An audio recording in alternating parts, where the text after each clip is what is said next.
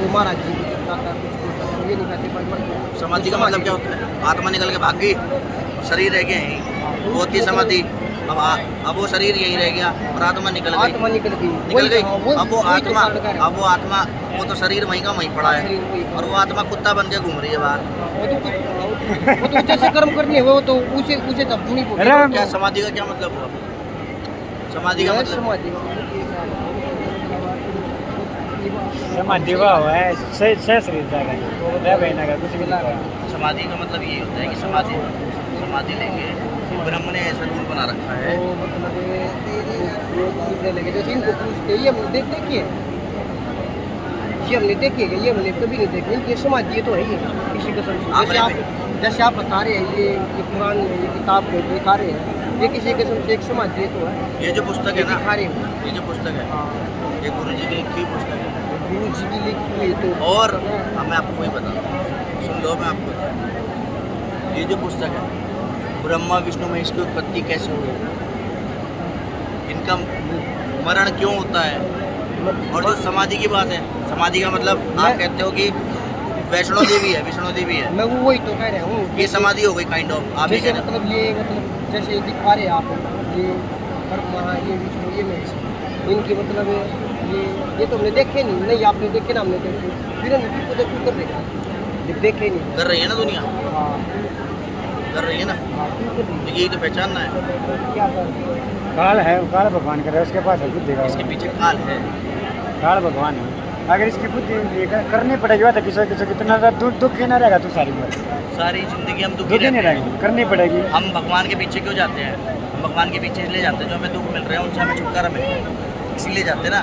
नहीं तो भगवान जिसके पास अरबों खरबों रुपए होते हैं, किसका इधर आ जाओ, जिसके पास अरबों खरबों रुपए होते हैं भगवान पूछता है, भगवान पूछता है जिसके करोड़ों दुख नहीं होता, जिसे कोई दुख नहीं होता वो सारे सांग करता है। नहीं यार वो कर दोबारा ये पूछता मैं साई क्यों पूछता है? आपने जाके देखा वो उसके तो पास? श्रद्धा के ऊपर बात होती है ना कि सर ये सब ये श्रद्धा कोई मन नहीं है। सब श्रद्धा में भी नहीं अमीर हो होती, तो गरीब हो सब श्रद्धा में भी नहीं होती। मन की श्रद्धा है, श्रद्धा तो है, श्रद्धा भी क्यों है? क्योंकि कबीर साहब वो भक्ति बनाते हुए ला रहे हैं, नीचे तक यहाँ तक बनाते हुए ला रहे हैं। और अगर सारे नास्तिक हो जाते तो भगवान को भी ना पूछता कोई। अगर सारे नास्तिक हो जाते ना भगवान नहीं है। वो तो बात आती है जब सारे आप जैसे बोल रहे हो तरीके से भी आपकी बात ठीक है। मैं तो ये पूछ रहा हूँ ये सृष्टि का ना, जब आप सृष्टि रचना सुनोगे ना, गुरु जी की एप्लीकेशन है, उसमें पूरी सृष्टि रचना है। इस काल भगवान क्यों आया, आपके जो क्वेश्चन है वो है कि हम वहाँ से क्यों आए, काल क्यों आया, ब्रह्मा विष्णु महेश क्यों आया, ये सब हुआ क्यों? ये सृष्टि रचना है पूरी, और गुरु जी ने सृष्टि रचना एक्सप्लेन कर आप रखी जिस किताब में लिख तो रखा हुआ कि किताब ये है ना, इसमें पढ़ोगे ना, ये है ना इसमें लिखा है। दिखाओ कौन है वो बहुत लंबी है, इतनी छोटी नहीं है, ये पढ़नी पड़ेगी बैठ के आपको। फिर खूब एक लाइन तो दिखा दो, मतलब एक लाइन क्या? मतलब एक लाइन मतलब विश्वास से दिलाने के लिए। कोई नहीं, वो तो मैं दिखाता हूँ। सृष्टि रचना पृष्ठ 19 से सृष्टि रचना स्टार्ट हो गई। यहाँ सृष्टि कैसे रची गई वो है, एक ही लाइन पे पढ़ नहीं मेरे को, आप पढ़ लो आप आराम से।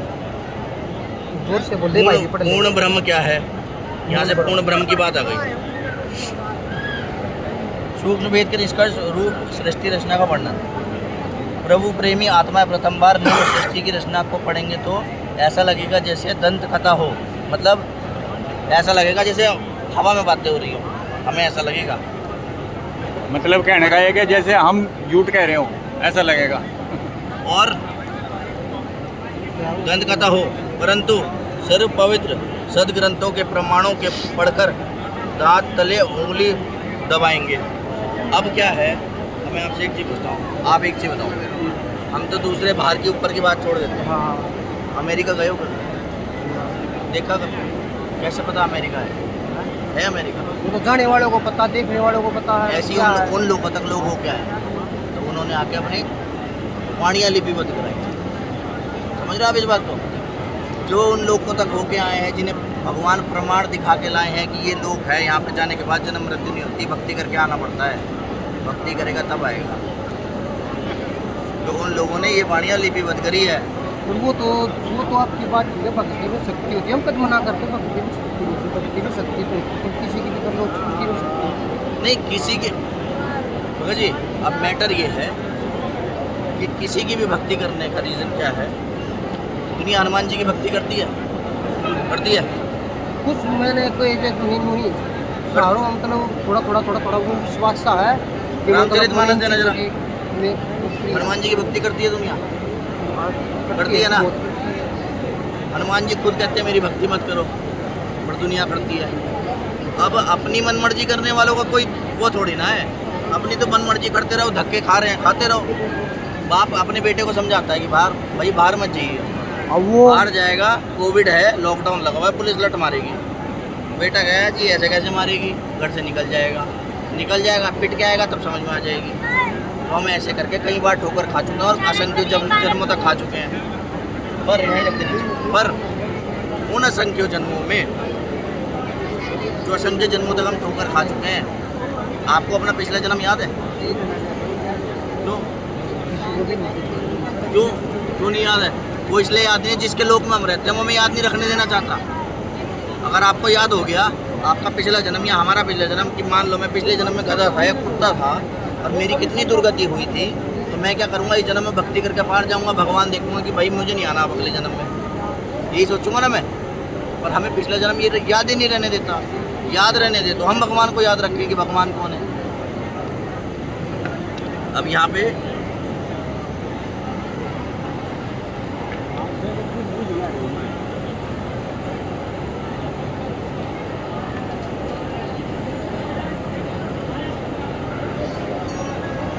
हनुमान जी क्या कहते हैं, दुनिया हनुमान जी पूजने पे लगी हुई है।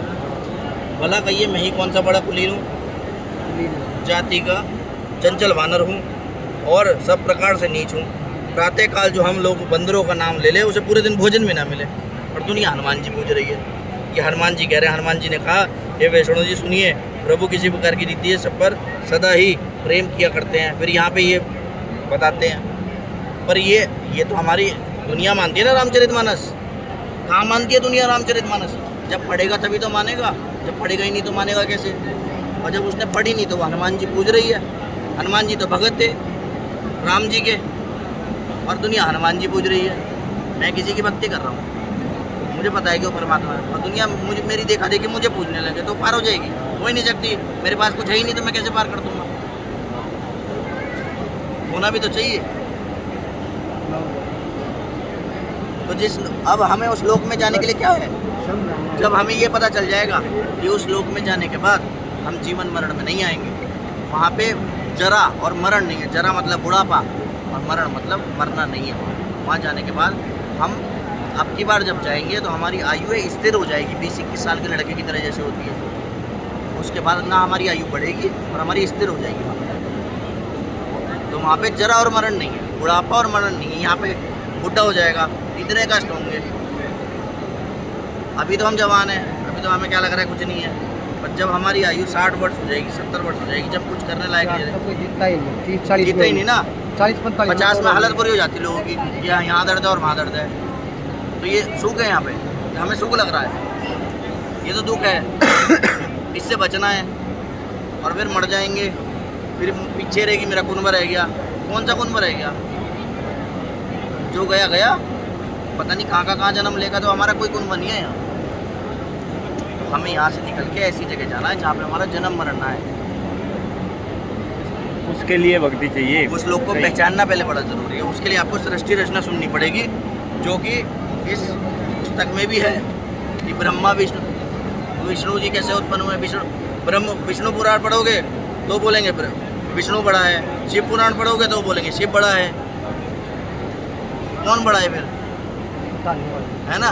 तो ये जब पता चलेगा जब हम सृष्टि रचना पढ़ेंगे कि कैसे उत्पन्न। मतलब यूट्यूब पे निकाले, कैसे निकाले, क्या चीज़?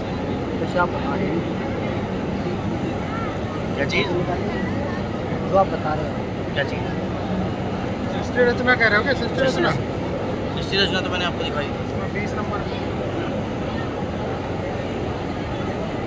सृष्टि रचना तो ये दे रखी है पूरी यहाँ पे 15 पे। यहाँ से स्टार्ट है।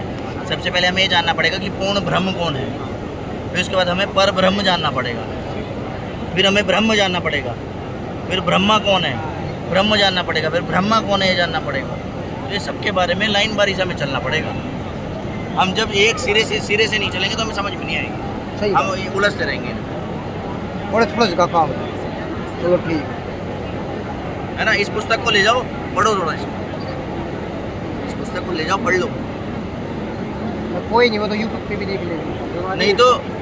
नहीं तो आपके पास मोबाइल जो है ना, उसमें संत रामपाल जी महाराज जी एप्लीकेशन है और उसमें सत्संग भी रखे हैं, और उसमें दुर्गा जी कैसे बनी, काल ब्रह्म कैसे बना, कैसे आया, 21 ब्रह्मांड का मालिक है तो 21 ब्रह्मांड कैसे दिए, 21 ब्रह्मांड का मालिक है काल। ये पुस्तक है जो ये उसकी है, ये संत रामपाल जी महाराज जी उसने सारे सार मतलब अपनी सारी ग्रंथ पढ़ के उसमें से सारे सारांश दे निकाल के दे रखे हैं। ज्ञान का मैं दवा देंगे वो ये निचोड़ है। जैसे एक जंगल होता है ना, जंगल जो वेद होता है उसको पता होता है जड़ी बूटी कौन सी है। वो मरीज के रोग के लिए जड़ी बूटी को तोड़ेगा, दवाई बनाएगा, दे देगा, मरीज ठीक हो जाएगा। और एक होता है अनजान, जो इसको पाड़ लिया उसको भी पाड़ लिया, सारी घोट का व्याधि तो वो मरीज मरी जाएगा। संत रामपाल जी महाराज जी ने ये जड़ी बूटी बना के दी है, इसको पढ़ो, ग्रंथों से मिलान करो, सब पता चल जाएगा। हाँ